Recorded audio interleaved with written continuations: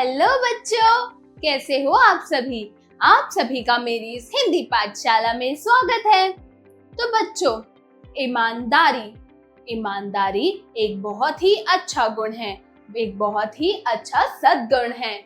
हम सभी को अपनी जिंदगी में, अपने जीवन में ईमानदारी से ही जीवन व्यतीत करना चाहिए, जीवन बिताना चाहिए। हमारे जीवन का पहला आधार ही ईमानदारी होना चाहिए।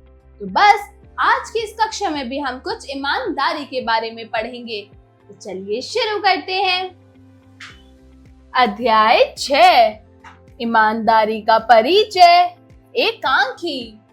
अध्ययन से पूर्व। तो बच्चों, यहाँ पर आपको एक चित्र दिया गया है। इस चित्र में आप देख सकते हैं कि दो बच्चे आपस में बातें कर रहे हैं, वार्तालाप कर रहे हैं, और फिर बच्चे वो सवाल अपने दादाजी से पूछ रहे हैं। तो चलिए देखते हैं कि ये बच्चे अपने दादाजी से क्या पूछने आते हैं। तो लड़का पूछता है, क्या तुम बता सकती हो ईमानदारी क्या है? तो पता है लड़की क्या जवाब देती है? नहीं, चलो दादाजी से पूछते हैं ईमानदारी क्या है और ईमानदार किसे कहते हैं। तो ये दोनों बच्चे भागे भागे अपने दादाजी के पास जाते हैं और दादाजी के पास जाकर उनसे पूछते हैं कि ईमानदारी क्या है और ईमानदारी किसे कहते हैं। तो पता है दादाजी क्या जवाब देते हैं? दादाजी कहते हैं, ईमानदारी व्यक्तित्व का सर्वश्रेष्ठ गुण है। जो व्यक्ति इस गुण को अपनाता है उसे ईमानदार कहते हैं। यह सबसे अच्छा सर्वश्रेष्ठ गुण है, और जो व्यक्ति इस गुण को अपना लेता है वो व्यक्ति ईमानदार कहलाता है। तो यह था इस चित्र का सार। चलिए अब एकांकी का मूल तत्व पढ़ते हैं कि ये एकांकी आपको क्या सिखाना चाहती है।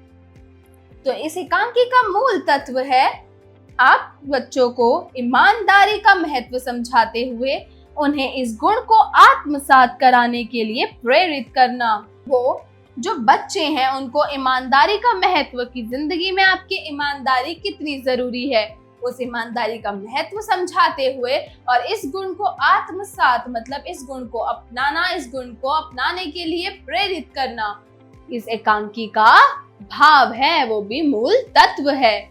तो चलिए अब एकांकी पढ़ना शुरू करते हैं। तो बच्चों, ये जो एकांकी हम शुरू करने वाले हैं, इस एकांकी में पात्र कौन कौन से हैं? तो चलिए पहले इस एकांकी के पात्र को देखते हैं। पात्र: सोनू, एक बालक 9 से 10 वर्ष का, 9 से 10 साल का एक लड़का जिसका नाम सोनू है। रामेश्वर नामक एक व्यक्ति, सोहन नामक एक व्यक्ति, मोनू जो सोनू का भाई है, और डॉक्टर शर्मा। ये है इस एकांकी के पात्र। अब पहला दृश्य है कि जो सोनू है वो बाजार में ठेले पर सब्जियां रख उन्हें बेचने का प्रयत्न कर रहा है, उन्हें बेचने का प्रयास कर रहा है। तो सोनू बोलता है, सब्जी ले लो, हरी ताजी सब्जी ले लो। तो इतने में ही सोनू की नजर रामेश्वर पर पड़ती है। सोनू को रामेश्वर दिखाई देता है बाजार में। तो सोनू रामेश्वर से बोलता है, ले लो साहब, सब्जी ले लो, हरी ताजी सब्जी ले लो। तो इतने में रामेश्वर कहता है, नहीं भाई, मुझे कुछ नहीं चाहिए। तो सोनू रुआंसा सा हो जाता है, मतलब बहुत ज्यादा उदास हो जाता है। साहब, सुबह से अब तक कुछ नहीं बिका, कुछ तो ले लीजिए। तो जो रामेश्वर है वो जेब से पैसे निकालकर, तुम तो अच्छा चलो ये पैसे ले लो और जाओ। तो सोनू एकदम से कहता है, नहीं साहब नहीं, मैं पैसे नहीं लूंगा, यह तो भीख है और मैं भीख नहीं लेता। आप पहले सब्जी खरीदें फिर मुझे पैसे दें। मैं ईमानदारी के ही पैसे लूंगा, मैं सिर्फ और सिर्फ अपनी मेहनत की कमाई का लूंगा, मैं फ्री का पैसा नहीं लूंगा। इसलिए पहले आप सब्जी खरीदें और उस सब्जी का जो भी भाव होता है वो पैसे आप मुझे दें। तो रामेश्वर कहता है, भाई मुझे सब्जी की फिलहाल तो जरूरत नहीं है और मेरे पास कुछ खुले पैसे भी नहीं हैं जो सब्जी खरीद लूं तुमसे। तो पता है सोनू क्या कहता है? खुले पैसे की चिंता आप मत कीजिए, आप बस सब्जी खरीदें, बाकी का काम मेरा है। तो फिर सोनू खुले पैसे के लिए जाता है। कुछ समय बीतने पर रामेश्वर उत्सुक होकर बाजार की ओर देखते हैं। तभी उनका एक परिचित यानी उनका एक खास दोस्त सोहन उन्हें देखकर ठहर जाता है, मतलब रुक जाता है। तो सोहन बोलता है, अरे भाई रामेश्वर, तुम तो ईद का चांद ही हो गए हो, यहाँ क्या लेने चले आए? तो रामेश्वर कहता है, भाई एक लड़का सुबह से सब्जी का ठेला लिए खड़ा है, मगर कुछ बिका नहीं, तो वह मुझसे बोला सब्जी खरीद लो। मैंने तो उसे समझाया कि मेरे पास खुले पैसे नहीं हैं, पर वो माना ही नहीं और पैसे खुले करवाने गया है, मुझे यहाँ खड़ा रहने को बोल कर गया है। 10 मिनट हो गए, पता नहीं कहाँ चला गया, अब तक आया ही नहीं है। जो सोहन है वो रामेश्वर से पूछता है कि तुम यहाँ बाजार में क्या करने आए हो? तो रामेश्वर जवाब देता है कि भाई एक लड़का सुबह से सब्जी का ठेला लेकर खड़ा है और उसका कुछ भी नहीं बिका, मतलब कोई भी सब्जी उसकी नहीं बिकी। तो वो मुझसे बोला कि भाई सब्जी खरीद लो। मैंने तो उसे बहुत समझाया कि मेरे पास खुले पैसे नहीं हैं, तो वो मेरे से पैसे लेकर 10 खुले कराने गया है, लेकिन 10 मिनट हो गए हैं और वो अभी तक आया ही नहीं है।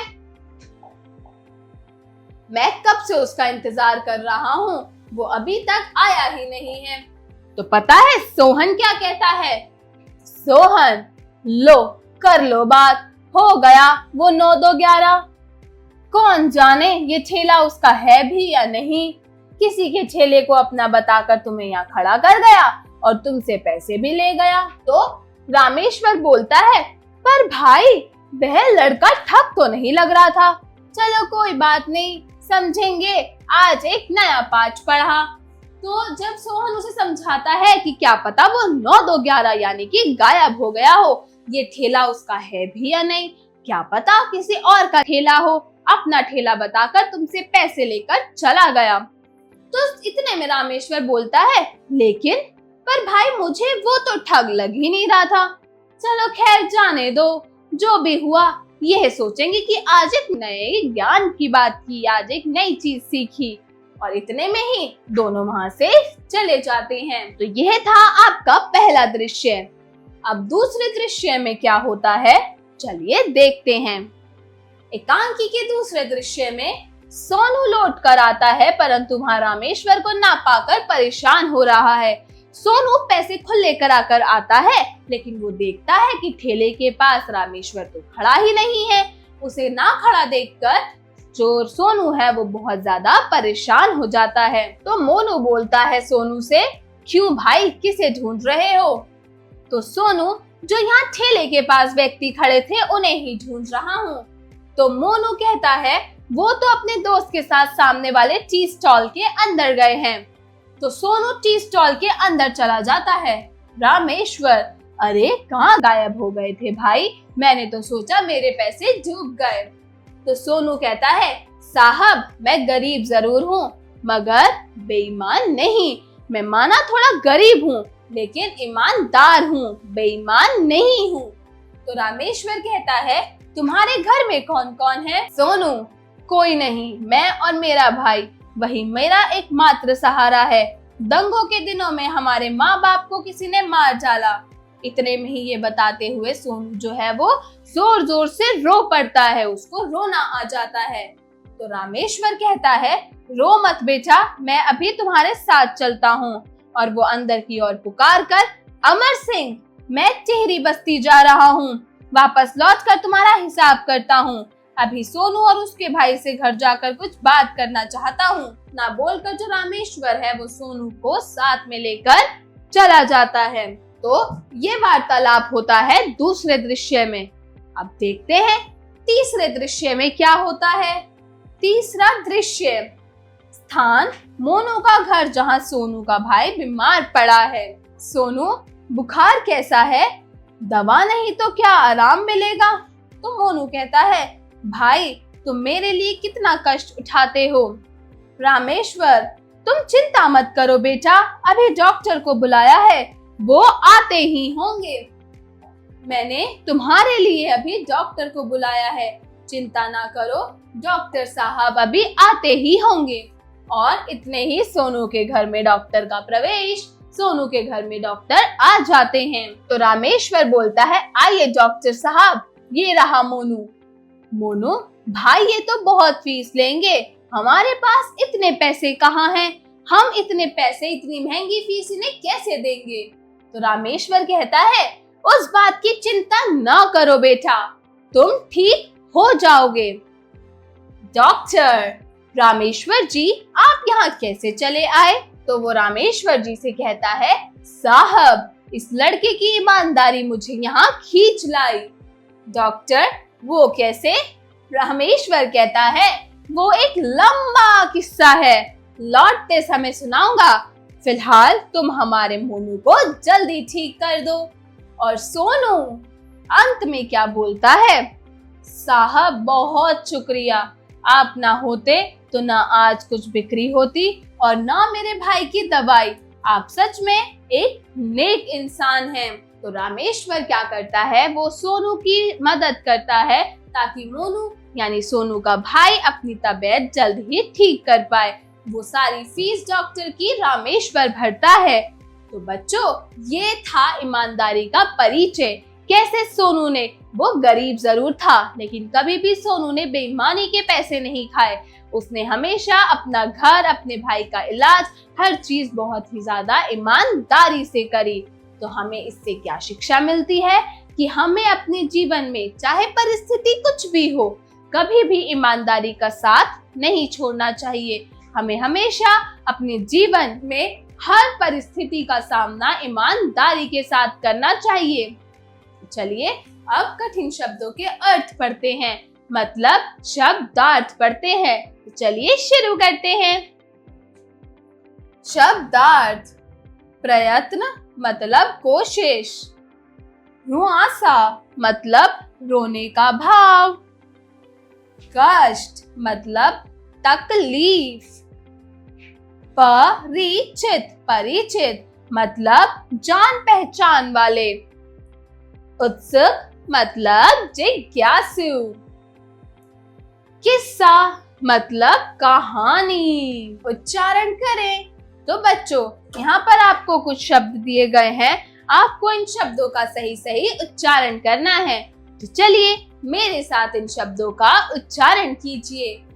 तो बच्चों, पहला शब्द है गिड़ गिड़ा कर, गिड़ गिड़ा कर। Tea stall, tea stall. अलविदा, अलविदा, अलविदा। ईमानदारी, ईमानदारी। बेईमान, बेईमान। शुक्रिया, शुक्रिया।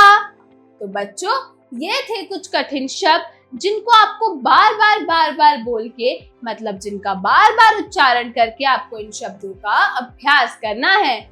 और चलिए, जो एकांकी हमने पढ़ी, अब हम उसका थोड़ा सा अभ्यास करते हैं।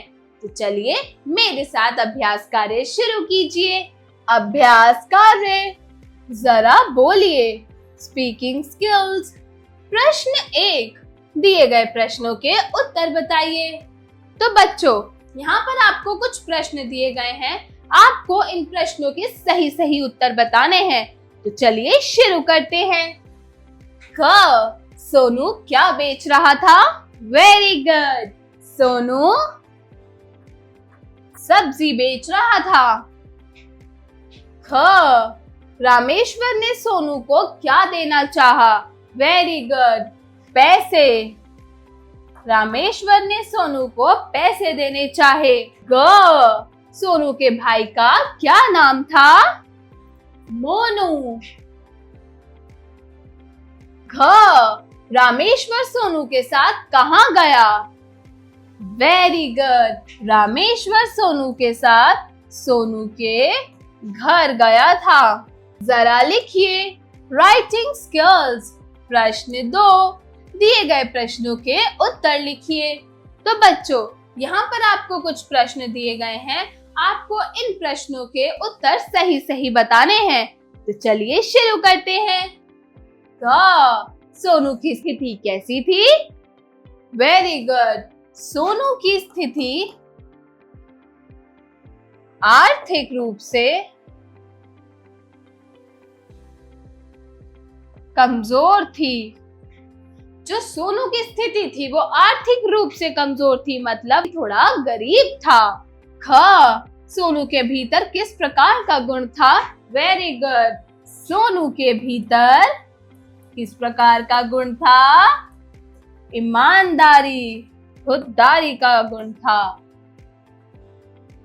ग, रामेश्वर ने सोनू की मदद किस प्रकार की? Very good. रामेश्वर ने सोनू की मदद मोनू का इलाज कराकर करी। उसने डॉक्टर शर्मा को सोनू के घर बुलाया और मोनू का इलाज कराकर उसको दवाई दिलाई। इस प्रकार रामेश्वर ने सोनू की मदद की थी। घ, रामेश्वर को सोनू की ईमानदारी का कैसे पता चला कि सोनू एक ईमानदार आदमी है? Very good. रामेश्वर को सोनू की ईमानदारी का तब पता चला जब सोनू टी स्टॉल के अंदर रामेश्वर के बचे हुए पैसे लौटाने गया था। तब रामेश्वर को सोनू की ईमानदारी का पता चला था।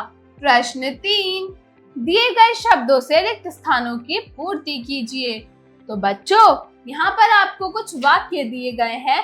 इन वाक्यों में रिक्त स्थान दिए गए हैं। आपको इन रिक्त स्थानों में जो ऊपर दिए हुए शब्द हैं, इन शब्दों को भरना है और इन वाक्यों को पूरा करना है। पहला है क, यह तो डैश है और मैं डैश नहीं लेता। क्या नहीं लेता? Very good. यह तो भीख है और मैं भीख नहीं लेता। ख, खुले डैश की चिंता आप मत कीजिए। किसकी चिंता मत कीजिए?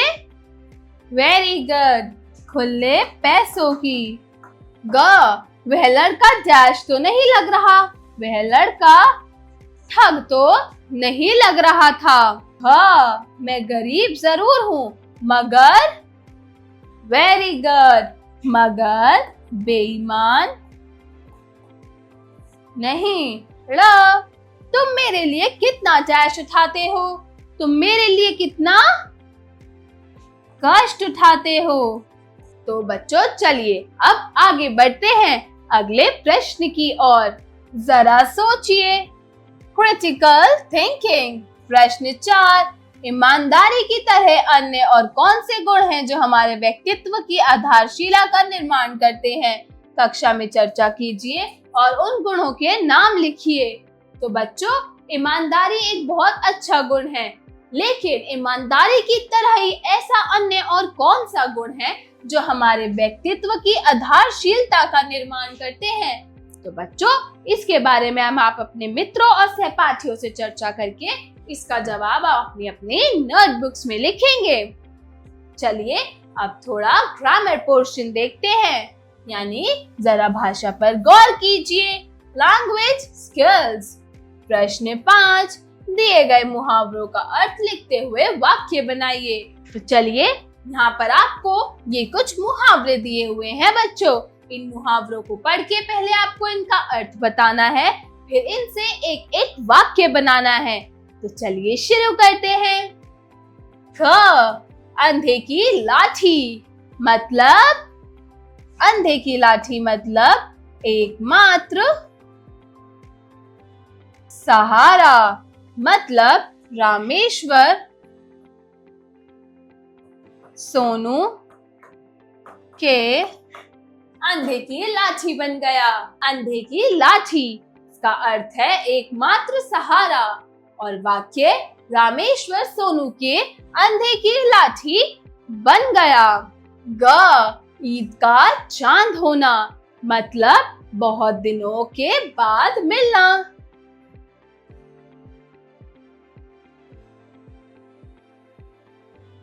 इससे वाक्य बनाएंगे हम कि सोहन रामेश्वर से बहुत दिनों के बाद मिला, यानी रामेश्वर तो ईद का चांद ही हो गया।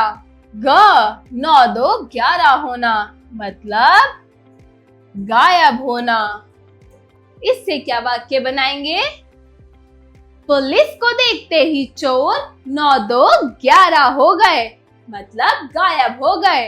अगला है, जरा रचनात्मक कार्य कीजिए, क्रिएटिव स्किल्स। प्रश्न 6, सच्चाई के रास्ते पर चलने वाले लोगों की कभी हार नहीं होती। इस कथन पर आप कितना सहमत हैं? कक्षा में विचार विमर्श कर लिखिए। तो बच्चों, जो सच्चाई के रास्ते पर चलते हैं उन लोगों की कभी हार नहीं होती। क्या आप इस कथन को सही मानते हैं? क्या आप इस कथन से सहमत हैं? इस कथन के बारे में अपनी कक्षा में अपने मित्रों व सहपाठियों से विचार विमर्श कीजिए, इसकी चर्चा कीजिए और इसका जवाब अपनी अपनी नोटबुक्स में लिखिए। अगला है, जरा दिमाग लगाइए, ब्रेनस्टॉर्मिंग एक्टिविटी। प्रश्न 7, पहिए में कुछ शब्द लिखे हैं जो बीच में लिखे शब्द के अर्थ प्रकट करते हैं। प्रत्येक पहिए में एक गलत शब्द है, उसे पहचानिए और चिन्हित कीजिए। तो बच्चों, यहाँ पर आपको 3 पहिए दिए गए हैं। इन तीनों पहियों में यहाँ एक एक शब्द है, सुबह, चांद और घर।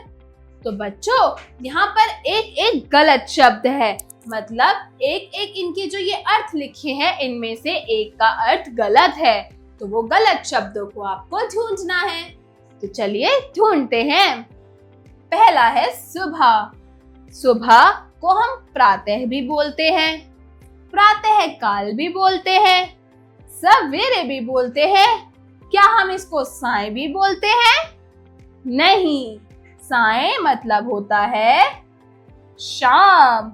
तो यह है गलत अर्थ। अगला पहिया है चांद। चांद का क्या अर्थ होता है? वेरी गुड, चंद्र, इंदु और चंद्रमा। रवि का अर्थ चांद नहीं होता, रवि मतलब होता है सूरज। तो यह चांद का अर्थ नहीं है। अगला पहिया है घर। तो घर का क्या अर्थ होता है? ग्रह, भवन, सदन। क्या ये ग्रह भी अर्थ होता है घर का? नहीं, इस ग्रह का मतलब होता है प्लैनेट, सोलर सिस्टम। तो यह घर नहीं होता। अगला प्रश्न की ओर बढ़ते हैं। जीवन कौशल एवं मूल्य परक प्रश्न, life skills and value based questions. प्रश्न 8, ईमानदारी अच्छे चरित्र का निर्माण करती है। इस गुण के अलावा और किन किन गुणों को अपनाकर स्वयं को बेहतर भविष्य हेतु तैयार किया जा सकता है? तो बच्चों, जो ईमानदारी होती है वो अच्छे चरित्र को निर्माण करती है, अच्छे चरित्र बनाती है। तो इस गुण के अलावा और कौन सा गुण है जिसे आप अपनी जिंदगी में अपनाकर अपने आप को बेहतर अच्छे भविष्य के लिए तैयार कर सकते हैं? इसके बारे में भी आप अपने दोस्तों से, अपने मित्रों से, अपने सहपाठियों से चर्चा कर इसका जवाब आप अपनी अपनी नोटबुक्स में लिखेंगे। और बच्चों, आशा करती हूँ ये परिचय ईमानदारी का आप लोगों को अच्छा लगा होगा। आज की कक्षा में आपको मजा आया होगा। अब मैं मिलती हूँ अगली कक्षा में एक नई कहानी या फिर एक नई कविता के साथ। तब तक के लिए बाय बाय।